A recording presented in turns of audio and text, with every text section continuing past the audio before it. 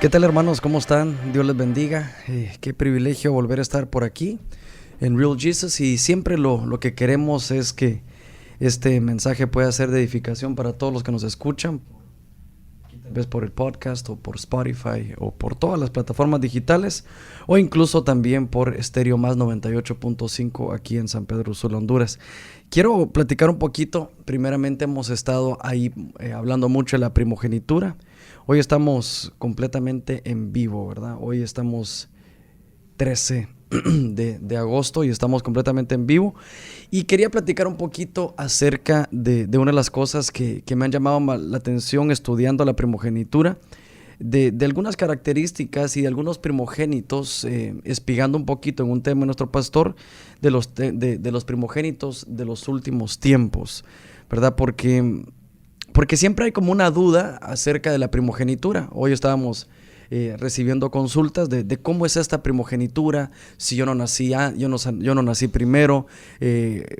Preguntaban también, soy mujer, la palabra dice que tiene que ser hombre o varón, aquel primogénito, pero yo quiero explicarles cómo nosotros en un renacer espiritual es que podemos acceder a esa primogenitura. Por ejemplo, en primera de Pedro 1, 22 y 23 nos habla un poquito de eso. Dice, habiendo purificado vuestras almas por la obediencia a la verdad, mediante el Espíritu, para el amor fraternal no fingido, amaos unos a otros extrañablemente de corazón puro. Aquí qué rico, porque es un proceso de renacer. Pero después dice, siendo renacidos no de simiente corruptible, sino de incorruptible por la palabra de Dios que vive y permanece para siempre. Entonces, el hablar de primogenitura habla tal vez de un renacimiento inicial. Me gusta mucho porque la obediencia va como base ahí. Dice, por vuestras almas, habiendo purificado vuestras almas por la obediencia a la verdad. Es tremendo cómo se purifica nuestra alma por la obediencia a la verdad. Cada uno de nosotros lucha con diferentes cosas, diferentes escenarios que te alejan de tu identidad en el Señor. Por ejemplo, hay muchos que pueden luchar con ser mujeriegos, otros que pueden luchar con su carácter, otros que pueden luchar con hombres de violencia, mujeres también violentas, murmuradoras, etcétera.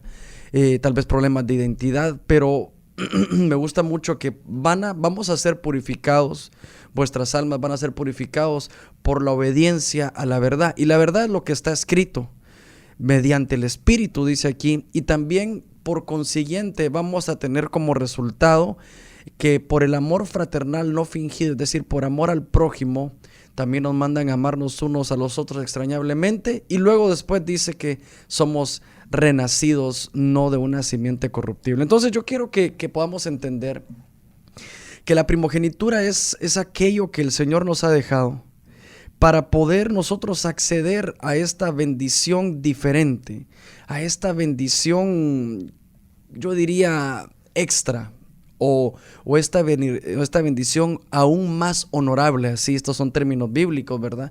Como Jabes, que dice que tenía una porción más honorable que sus hermanos. ¿El por qué? Porque queremos ser purificados, nuestras almas quieren ser purificadas, dice, por amor a la verdad. Por amor a la obediencia de la verdad mediante el Espíritu. Entonces vamos a platicar un poquito, ya teniendo en cuenta esto, de que una vez nosotros tomando esta decisión de una primogenitura espiritual, podemos entender un poquito a qué vamos y situarnos en dos personajes, y yo se los quiero leer un poquito, cómo el Señor en 2 Reyes 4:8 nos habla de un matrimonio. Nos habla de un matrimonio que es bendecido. Dice que el profeta dice que llegaba, y 2 Reyes 4:8, se los quiero al menos citar, ¿verdad? Y que ustedes vayan conmigo, ustedes si están en su carro, yo se los voy a platicar.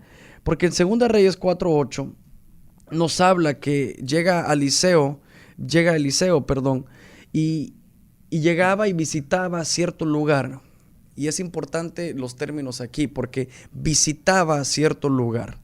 Y dice que esta casa llegaba y lo invitaban insistentemente, dicen algunas versiones, que comiese, que pasaran ahí la noche quizás. y venía a la casa y comía. Pero llega una mujer y le dice a su marido: mira, deberíamos de hacer algo más permanente. Esto es importante.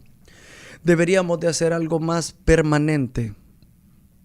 Somos bendecidos con la visita del profeta, pero hagamos algo permanente. Y entonces dice que en el verso 10 dice: te ruego que hagamos un pequeño aposento de paredes y pongamos una cama ahí, mesa, silla y candelero, para que cuando Él venga se pueda quedar con nosotros. Esto es tremendo, porque esto seguramente tuvo un precio que pagar. No estoy hablando obviamente de dinero, sino un precio de sacrificio, de vida, de estructura de la casa. Esto es calidad. ¿Por qué? Porque vemos a una generación, Germán, ¿dónde están los primogénitos aquí? Ya vamos a entrar. Pero vemos una generación previa a un primogénito, previa a un hijo de promesa, que dice: bueno, yo estoy, lo vamos a traer un poquito a nuestros tiempos, yo estoy bien, estoy yendo a la iglesia, hemos sido quizás generaciones de venir a la iglesia, pero a visitar nada más. No hemos añorado algo permanente en el Señor. Obviamente la permanencia tiene su costo. La permanencia tiene su costo. Vamos a tener que romper paredes. Vamos a tener que construir otras paredes. Si hay alguna columna que por muchos años haya estado en la casa, vamos a tener que poner castillos, me decían los ingenieros civiles. Es decir, va a haber una inversión, pero todo va a valer la pena si por consiguiente no vamos a tener una visita del profeta, si no vamos a tener una habitación para el profeta. Entonces, esta es una generación que nos ayuda a entender que hay un momento donde una casa se cansa de una visitación y añora se cansa de una visitación y añora una habitación con el Señor. Que no sea solamente el estar congregándose, sino que añora hacer cualquier tipo de sacrificios para que por consiguiente no sea una visita nada más, ni ser cristianos fluctuantes, que algunas veces estamos bien, otras veces mal, sino que podamos mantener permanente al Señor en nuestras casas. Calidad, Germán, ¿qué tiene que ver con el primogénito? Ya vamos para allá. Y entonces dice que en el verso 14 llega y el profeta admira el esmero, ¿verdad? El trabajo que hizo esta mujer y su esposo. Y entonces le dice, le pregunta a Giezi: Giezi, ¿qué podemos hacer por ella? Entonces Giezi responde y dice: he aquí, ella no tiene un hijo y su marido es viejo. Vamos a utilizar esta figura de su marido es viejo o que está avanzado en los años para saber que eran los últimos tiempos. Tremendo entonces que alguien, una generación que está dispuesta a hacerle habitación al Señor, por consiguiente el Señor va a dar un hijo de promesa. Dice en los versos siguientes que el año que viene llega el profeta y le dice: el año que viene por este tiempo abrazarás un hijo. Y ella dijo: no, Señor mío, varón de Dios, no hagas burla de tu sierva. Mas la mujer concibió y dio a luz a un hijo el año siguiente, en el tiempo que Eliseo le había dicho.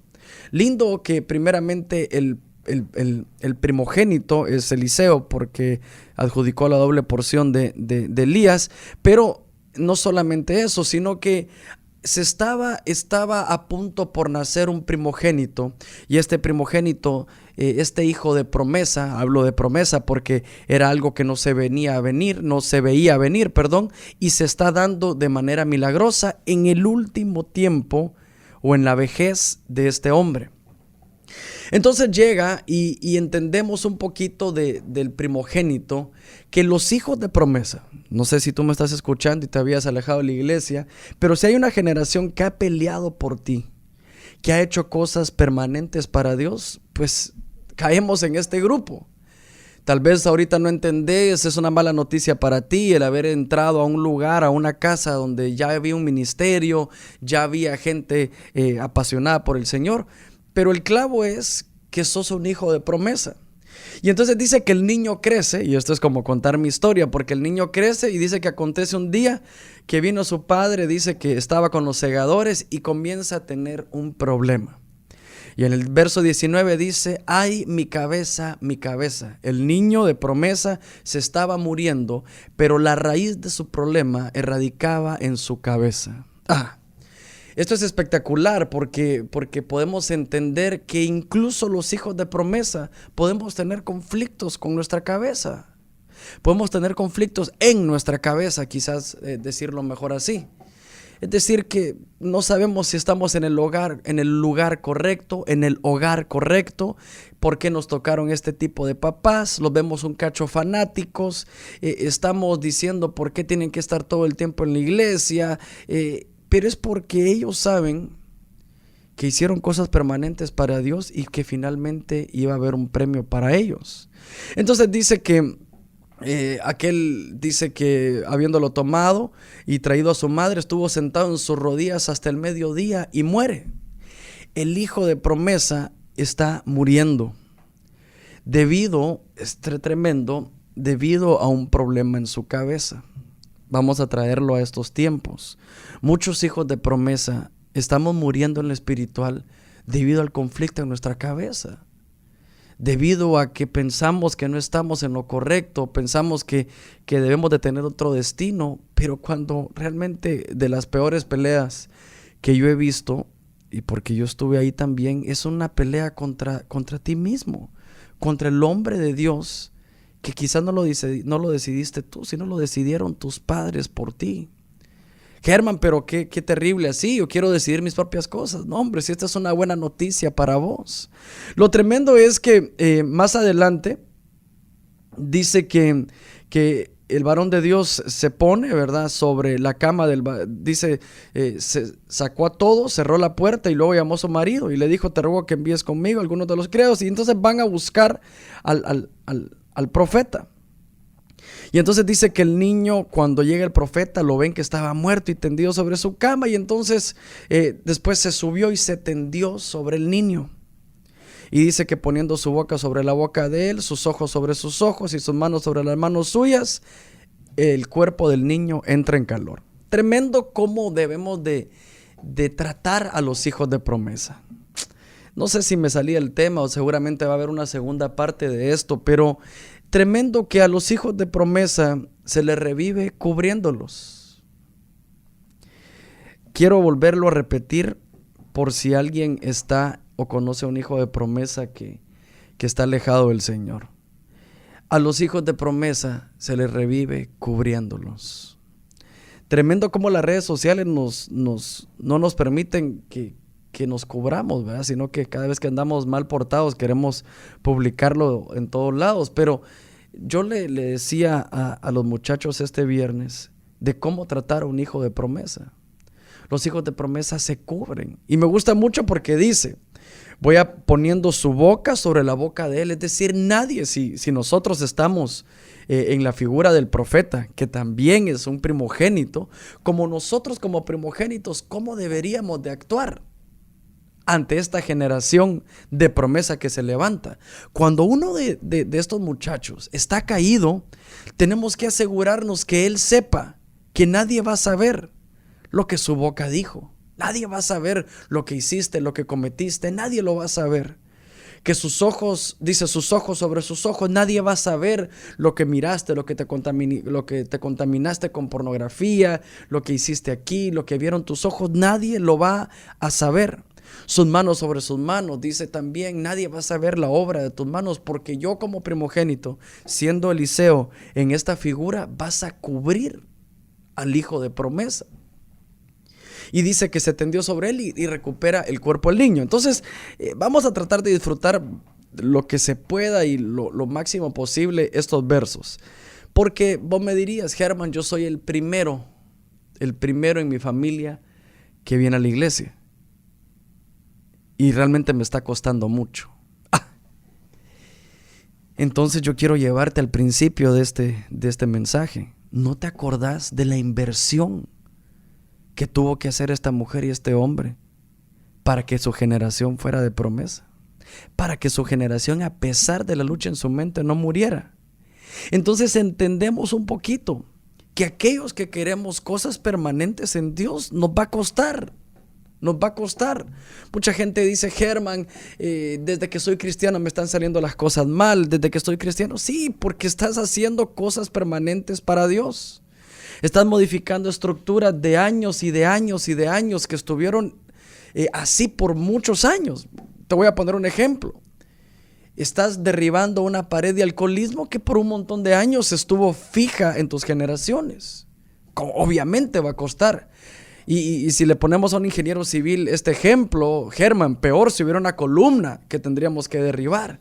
Tendríamos que cambiar toda la estructura de la casa simplemente por hacer este aposento alto o este cuarto en lo alto para que no sea visitación, sino que sea habitación. Entonces aquí hay dos cosas. Primero, que no desperdiciemos la inversión que hicieron nuestros antepasados. No la podemos desperdiciar. No nos podemos morir por el conflicto que hay en nuestra cabeza. Yo recuerdo un amigo mío que hace poquito estaba viendo fotos de él. Le decíamos de cariño Islas, así le decíamos. Era por un portero argentino. Y no sé cómo se estará portando, pero él es un hijo de promesa porque sus papás hicieron cosas permanentes para Dios. Y cuando estamos alejados de eso, pareciera que estuviéramos tirando toda esa inversión a la basura. Cuando estamos construyendo una casa y llega, por ejemplo, algún dueño o el dueño de la casa a dimensionar, por ejemplo, los espacios, lo peor para la billetera del constructor o para la billetera del dueño de la casa es decir: bótenme esta pared, necesito este cuarto más grande una vez ya la casa levantada. ¿Por qué? Porque es un costo mucho más alto. Se van a disparar tus costos, pero el sacrificio vale la pena. El sacrificio vale la pena. ¿Por qué? Porque estás marcando a una generación de promesa. Estás marcando a una generación que no va a morir. Germán, ¿a qué te referís con no va a morir? Bueno, tenemos promesa en este verso que no va a morir. Dice que a pesar de los problemas que decía, ay mi cabeza, tiene promesa. Ahora lo lindo esto es que aquí hay para todos un poquito, ¿verdad? Para aquellos que trabajamos con jóvenes, cubrámoslos. Para aquellos que recibimos una herencia de nuestros padres de cosas permanentes espirituales, no las tiremos a la basura, porque hubo un costo para eso. Y peor para los otros, que todavía no ha habido a nadie permanentes. Haz tú las cosas permanentes para el Señor, que eso te va a traer un premio, Germán, pero es un premio que yo no veo todavía. Pues no deberías de verlo. Cuando aquella mujer y aquel hombre empezaron a invertir en su casa, jamás se imaginaron que eso iba a hacer que su hijo viviera. Entonces, vamos a tener una segunda parte de esto, ¿verdad? De los primogénitos de los últimos tiempos. Pero yo quiero llevarles un poquito esto. Va a costar. Si sos el primogénito es el primero. Si sos el primero en tu casa que está tratando de hacer cosas permanentes para el Señor, estás quebrando estructuras, estás botando paredes, estás lidiando con columnas de años, porque tú te estás atreviendo a algo diferente. Germán, ¿cuál es mi premio? Tu premio es que tus hijos y los hijos de tus hijos van a tener promesa de parte de Dios. Ya no se van a enfrentar. Miren qué tremendo esto. Cuando tus hijos llegan a un cuarto, ellos ni se dan cuenta. Cuando tus hijos, por ejemplo, si tú vas a una obra gris o a una remodelación, cuando la cuestión está terminada, nadie se imagina lo que costó.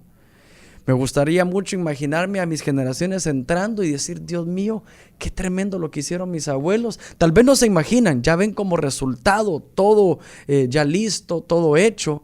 Pero la clave es seguir botando paredes. Seguir botando paredes, no desperdiciar, no tirar a la basura lo que hicieron nuestras generaciones anteriores, sino que decir: Señor, yo voy a seguir manteniendo permanente tu visitación. Bueno, no quiero seguir platicando un poquito de los últimos tiempos, ¿verdad? Pero el hijo de promesa no muere. Tal vez ese es mi último mensaje. Los hijos de promesa no morimos. Quisiera meterme yo ahí a ese mensaje. Los hijos de promesa no mueren. Vamos a tener una segunda parte de cómo es las características y cómo se vienen presentando esta generación de primogénitos. Esto fue Real Jesus. Si te gustó el mensaje o crees tú que puede ser de edificación para alguien más, te ruego que lo compartas ahí en las redes sociales. Van a estar subidos próximamente en todas las plataformas digitales, ahí en Spotify, en los podcasts, también en Mixcloud y Soundcloud, y obviamente en Estéreo Más 98.5. Dios les bendiga, un abrazo, bendiciones.